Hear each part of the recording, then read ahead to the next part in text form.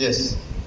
Sir, एक प्रश्न असा आहे, आपण खूप छान मार्गदर्शन केलं, पण मला वाटते की स्पर्धा परीक्षा देणाऱ्यांनी स्पर्धा परीक्षा द्याव्या हे सांगितलं, पण त्यांनी कधी थांबलं पाहिजे? कारण असे बरेच जण बघितले आम्ही की ते 8-8, 10-10 वर्ष घालतात, शेवटी म्हातारपण येऊन जातं, पण स्पर्धा परीक्षा उत्तीर्ण होत नाही.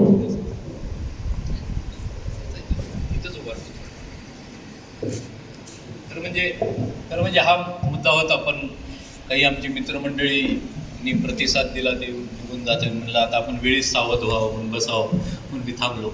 की विशेषतः स्पर्धा परीक्षेच्या याच्यामध्ये पॅरलली आपला प्लॅन बी तयार पाहिजे, की जो आपण दुर्दैवाने निवडत नाही. आणि माझी सगळ्यांना विनंती आहे, स्पर्धा परीक्षेच्या याच्यात 3 अटेम्प्टचाच चान्स घ्यावा. तिसऱ्या अटेम्प्ट नंतर आपण त्याचा नाद सोडावा, समजावा की आपल्या नशिबात नाही आहे किंवा आपण त्याला पात्र नाही आहोत. पण त्याचबरोबर आपला प्लॅन बी मात्र रेडी असला पाहिजे.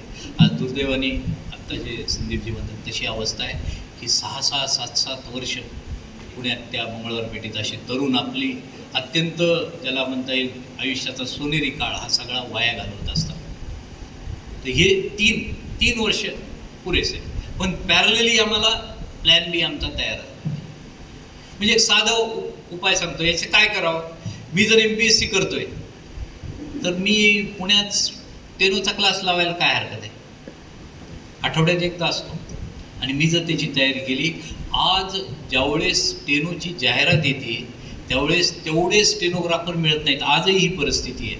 दरवर्षी कोर्टाची जाहिरात येते स्टेनोग्राफर पाहिजे म्हणून, तेवढे स्टेनोग्राफर त्यांना मिळत नाहीत. एवढी डिमांड स्टेनोग्राफरला.